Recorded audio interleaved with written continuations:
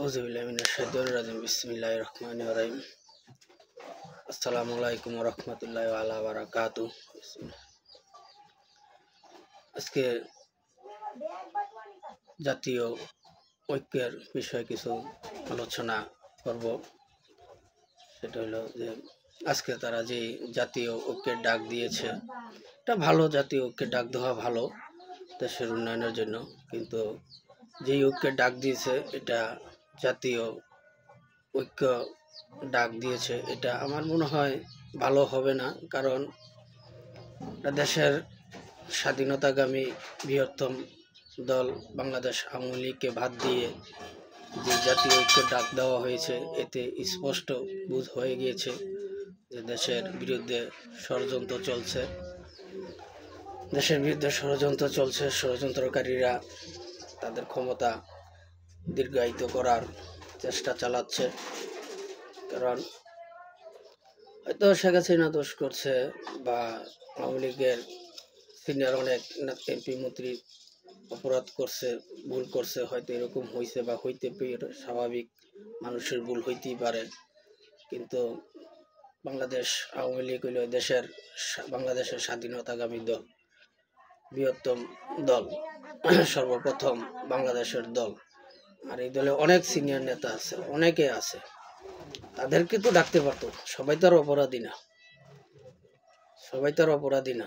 যদি তারা ভালোর জন্য জাতীয় ঐক্যের ডাক দিত, তাহলে অবশ্যই তারা আওয়ামী লীগের অনেক নেতাকর্মীর সাথে আলোচনা করতেন, ডাকতেন তাদেরকে জাতীয় ঐক্যের স্বার্থে, দেশের স্বার্থে। কিন্তু এটা স্পষ্ট হয়ে গেছে, এটা দেশের স্বার্থে নয়, এটা তাদের ক্ষমতা দীর্ঘায়িত করার জন্যই এই ঐক্যের ডাক দিয়েছে। তবে এই ঐক্য টিকবে না, কাজে আসবে না, দেশের বরঞ্চ আরো ক্ষতি হবে, এছাড়া কিছু হবে না। কারণ যে স্বাধীনতা বিরোধী দেশে আছে যারা, এই স্বাধীনতা বিরোধীরা, দেশ বিরোধী চক্রান্তকারীরা, তারা সবসময় দেশের অস্থিতিশীল সৃষ্টি করার জন্য বিভিন্ন ধরনের পায়তারা চালাচ্ছে। তবে আমাদের দেশের জনগণকে এদেরকে প্রতিহত করতে হবে।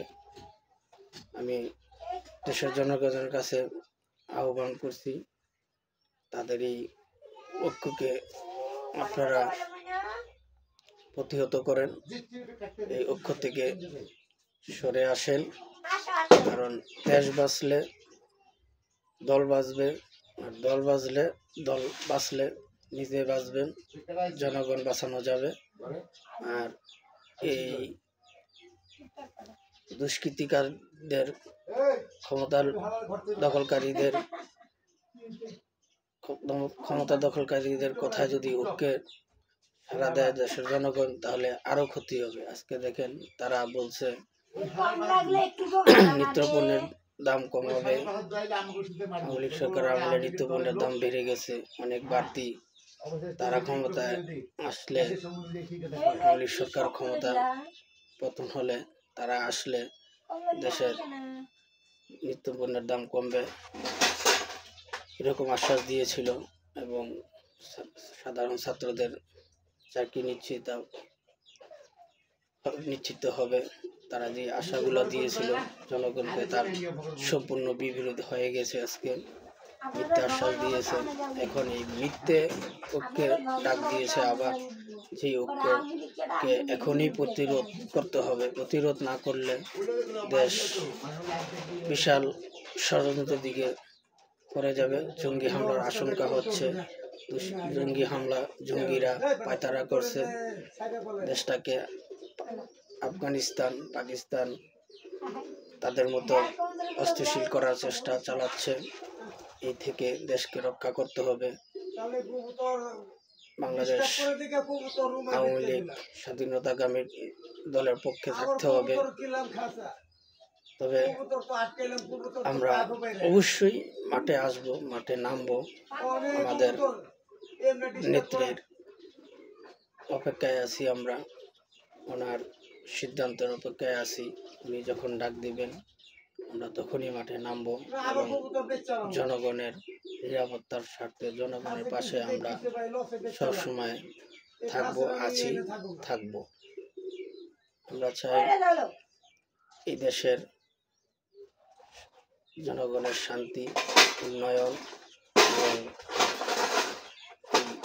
দেশ বিরোধী রাজাকার মির্জাদেরকে প্রতিহত করতে, তাদের থেকে দেশ রক্ষা করতে হবে। এই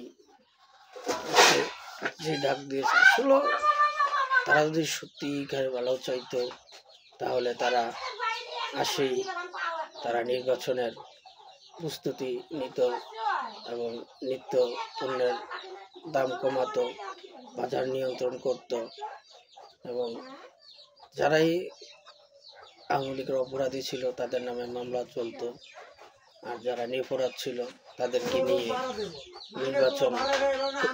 নির্বাচনের ডাক দিত।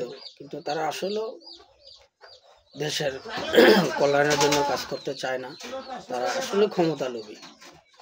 তারা তাদের সেই 1971 সালে তারা যে পরাজিত হয়েছিল সেই পরাজিত জিত থেকেই তারা আজকে ক্ষমতা দখল করেছে, আর সেটা প্রমাণ করছে যে আমরা আবারও দেশ দখল করলাম। কিন্তু এই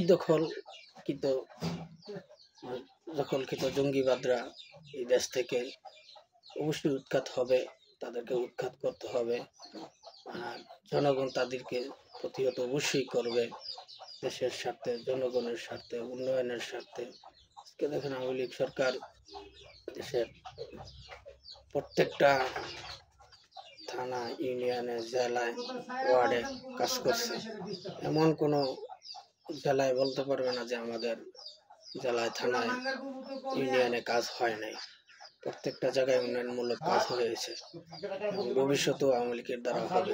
আমরা 556টা মসজিদ আওয়ামী লীগের দ্বারা হয়েছে, আরও ভবিষ্যৎ হবে, ইসলামের কাজ হবে। একমাত্র যদি সঠিক ইসলামের জন্য কাজ করতে পারে এই দেশে আওয়ামী লীগ সরকারই করতে পারবে, দ্বিতীয় কেউ করতে পারবে না।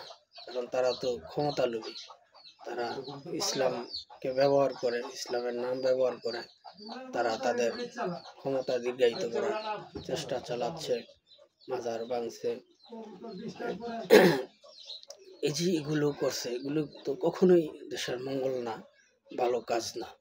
এটি স্পষ্ট হয়ে গেছে যে তারা দেশদ্রোহী, রাজাকার, মির্জাফর, আলবদর, আর এদেরকে রুখে দিতে হবে। মুখের উপরে এখন কথা বলতে হবে, সাহস নিয়ে সবাইকে। নিজেকে বাঁচতে হলে, দেশকে বাঁচাতে হলে তাদেরকে প্রতিহত করতে হবে। এই অবৈধ ইউনূস সরকারকে আমরা প্রতিহত করব ইনশাল্লাহ, আল্লাহর রহমতে। আজকে এই পর্যন্তই এখানে কথা শেষ করলাম। আমার কথায় যদি কোনো ভুল ত্রুটি হয়ে থাকে দয়া করে ক্ষমার দৃষ্টিতে দেখবেন, ক্ষমা করে দিবেন এবং ভুলগুলো সংশোধন করার মতো সুযোগ দিবেন। এই বলেই আমার বক্তব্য এখানে শেষ করছি। জয় বাংলা, জয় বঙ্গবন্ধু, জয় হোক সর্বস্তরের জনগণের। আবারও জিতবে এবার নৌকা ইনশাল্লাহ।